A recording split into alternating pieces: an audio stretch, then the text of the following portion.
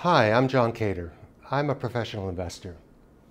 Today I'm going to run through some of the ways that investors think about valuation. In my mind, valuation methodologies fall into two camps: intrinsic or absolute, and relative. Let's kick off with the intrinsic. The basic idea here is to look at an investment as an owner would. I'm going to buy company X. Will the present values of all the future cash flows generated by X compensate me for the cost today?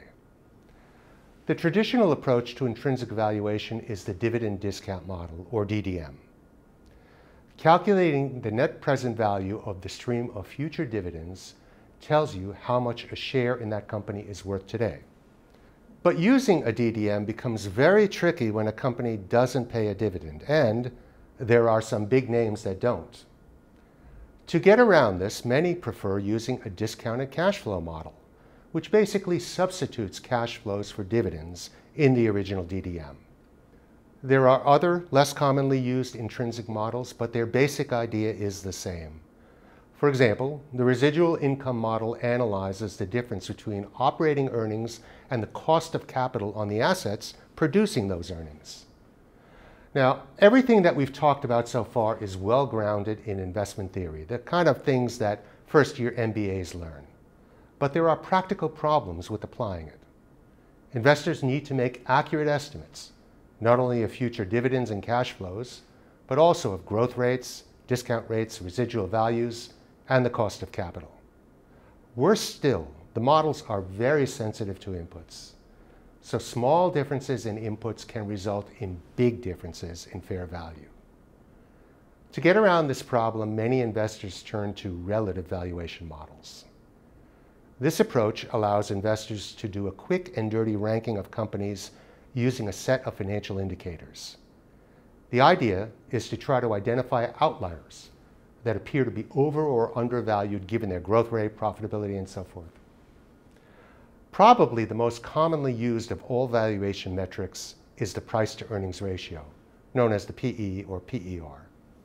Other common variants are price-to-cash flow, enterprise value to EBITDA, and price-to-book value. All of these ratios tell you how much you are paying for each dollar of earnings, book value, or whatever. Generally speaking, the cheaper the better. But that's not the whole story. Maybe a company looks more expensive because it's growing more quickly or has higher returns. So investors need to normalize raw valuation metrics to account for that. Covering all of the approaches investors use would take some time. I'll just touch on a few of the most popular. The valuation metrics we've discussed are often adjusted by expected growth rate. A very simple and popular measure is the PEG ratio, that is, PE to growth. Simply take the PE ratio and divide it by the rate of growth in earnings. This basically gives you the PE per unit of growth. All else being equal, the lower the PEG ratio, the better. Obviously, you could do a similar ranking based on cash flow or any of the other measures that we mentioned. Another commonly used ranking methodology compares the ratio of return on equity to price to book, the idea being that more profitable companies should sell at higher valuations. Still another approach is to compare a company's return on capital to weighted average cost of capital. The more a company can generate returns in excess of the cost of capital, the better. All of these approaches still require some forecasting and adjustment of the raw numbers.